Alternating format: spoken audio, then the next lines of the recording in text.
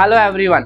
आप जैसा कि अपन ने लास्ट टाइम देखा था कि व्हाट इज डिजिटल मार्केटिंग, हमने देखा सोशल मीडिया मार्केटिंग क्या होता है, हमने कई सारी चीजें देखी। बट जब मैं बात करता हूँ डिजिटल मार्केटिंग की तो सबसे पहले माइंड में जो एक क्वेश्चन आता है पेरेंट्स के और स्टूडेंट्स के कि after doing digital marketing course हमें क्या सैलरी ऑफर होगी, क्या सैलरी पैकेज मिलेगा। तो ये एक बहुत बड़ा क्वेश्चन है और डेफिनेटली आपके माइंड में भी ये चीज आ रही होगी कि कितनी सैलरी हमें मिलेगी after doing digital marketing course, right. तो उसको हम समझते हैं बहुत इजी वे में।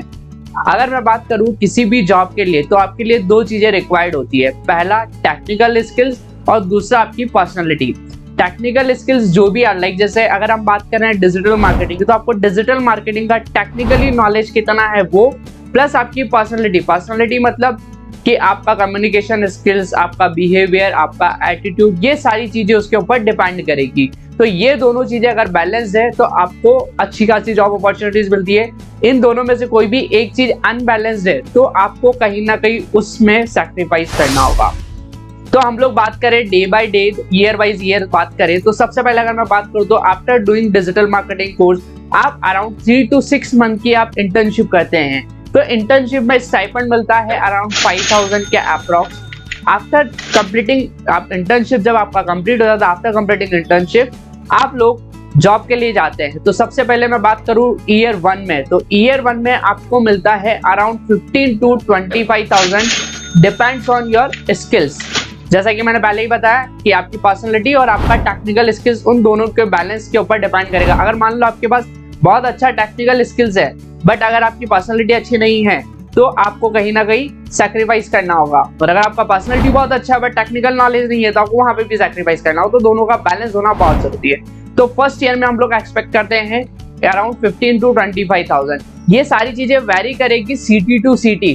फॉर एन एग्जाम्पल अगर आप दिल्ली, एनसीआर, पुणे, मुंबई, बैंगलोर ऐसी अगर टायर 1 सिटीज में अगर आप कर रहे हैं तो आप अगर मेट्रो सिटीज में अगर आप कर रहे हैं जॉब तो वहां से कंपेयर करेंगे तो वहां पे सैलरी आपको हाइक मिलेगी compare to tier 2, tier 3 cities में आप अराउंड 5,000 का डिफरेंस आपको देखने को मिलेगा सैलरी में। सेकेंड वन अगर मैं बात करूँ तो ड्यूरिंग सेकेंड ईयर में अगर हम लोग बात करें तो आपका अराउंड 25,000 से 40,000 के बीच में ये वेरी करेगा। जब थर्ड ईयर में अगर आप जाएंगे तो आपका ये जो वेरी करेगा 35,000 से 45,000 के बीच में वेरी करेगा।